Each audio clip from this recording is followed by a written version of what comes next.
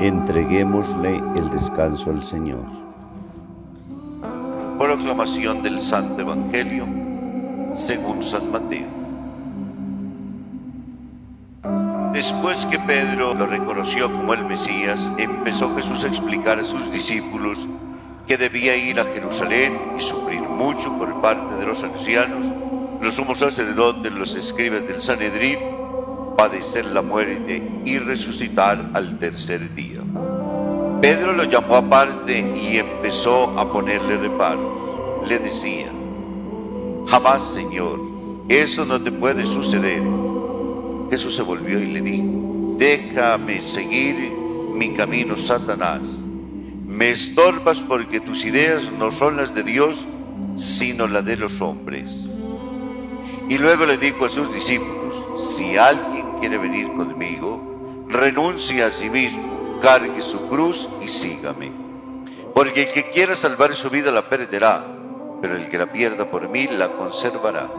¿De qué le sirve a uno ganar el mundo entero si pierde la vida? ¿Con qué podrá pagar uno su vida? Porque va a venir el Hijo del Hombre en la gloria de su Padre, rodeado de sus ángeles, y entonces pagará cada uno según lo que haya hecho. Palabra del Señor. Muy bien encontrados a los fieles seguidores que nos acompañan en este momento de oración y reflexión. Hoy, domingo, en Entreguémosle el descanso al Señor. El Evangelio el domingo pasado nos encontrábamos con un Pedro que reconoce a Jesús, que lo confiesa y Jesús lo llama bienaventurado. Hoy nos encontramos con un Pedro, el cual Jesús le dice: apártate de mí, Satanás. ¿Han cambiado las circunstancias? Ninguna de ellas. Solamente hay que entender que todavía Pedro está en el camino del discipulado y tiene que estar detrás del Maestro en vez de ir delante de él. El que va delante es el que va guiando, el que está atrás es el que está caminando tras las huellas del Maestro. Y por ello todavía no ha comprendido la lógica del misterio con el cual Jesús habla. ¿De qué está hablando Jesús concretamente? Habla de una misión en la cual hay necesidad de invertir los antivalores del mundo para poder acoger los valores del reino. No a la violencia, porque eso es lo que le está diciendo. A ti no te puede pasar eso. Yo me organizo y entonces consigo quien nos defienda. No, el reino de Dios no podrá ser por ahí. El reino de Dios no es injusticia, el reino de Dios no es maldad, el reino de Dios no es imponernos sobre los otros, el reino de Dios no es contaminar ni dañar ni a las personas ni al mundo donde nosotros vivimos.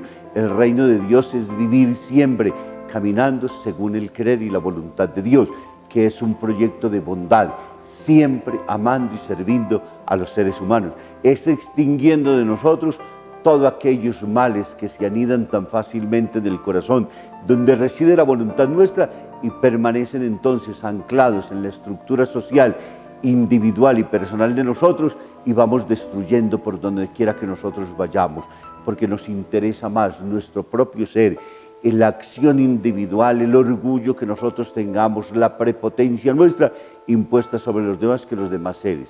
No importa cuántos hayan que morir para poder conseguir nuestros propios bienes, fines. No hay que pensar en cuánto mal estamos haciendo, sino en hacia dónde nos estamos dirigiendo. Muchas veces esa es la lógica con la cual el mundo, por ende ese es Satanás el que está incrustado en la sociedad y está dentro de cada uno de nosotros. Convertirnos significa entonces rechazar el mal y obrar el bien, y Jesús nos muestra ese camino. Por eso nos dice: alzar la cruz no es imponernos cosas diferentes, es ser capaz de vivir realmente como hijos de Dios. Muchas veces y con mucha facilidad sacamos pecho diciendo: yo que me convertí, yo que hice, yo que anteriormente era tan malo, yo que iba a tales partes, yo que hacía tales y tales otras cosas. Y en el fondo, ¿será que sí estamos de verdad convertidos? ¿Será que sí es el poder de Dios el que reina en nosotros? ¿Sí será el querer y la voluntad de Dios la que se actúa en nuestra propia vida? Nos toca caminar a nosotros detrás del Maestro, porque todavía por ello no hemos alcanzado la madurez y la perfección del cristiano. Dejarnos seducir por el valor del Evangelio, dejarnos seducir por la persona de Cristo, dejarnos convencer de esa gracia tan infinita en la cual encontramos vida y vida en abundancia. Y en la medida en que vivimos nosotros bien, también pueden vivir bien todos los que caminan a nuestro lado. Nos habremos de salvar todos y para ello habremos entonces de construir sobre lo que el mismo Jesús a nosotros nos pide, caminar con Él y poner que los valores del Evangelio sean los valores de nuestra sociedad. Una sociedad que lo rechaza completamente porque debe ser laica, porque no debe estar guiada absolutamente por ninguna confesión, pues nos hacemos un terrible mal, porque el hombre puede construir el mundo sin Dios, decía Juan Pablo II, pero lastimosamente ese mismo mundo se vuelve en contra de él y lo destruye. Por ende, hoy entonces, invitados a caminar con Jesús y con Pedro, siendo discípulos del Maestro y entendiendo que los valores del reino alegran este mundo, embellecen la sociedad en que estamos nosotros y nos hace los seres humanos que Dios quiere verdaderamente.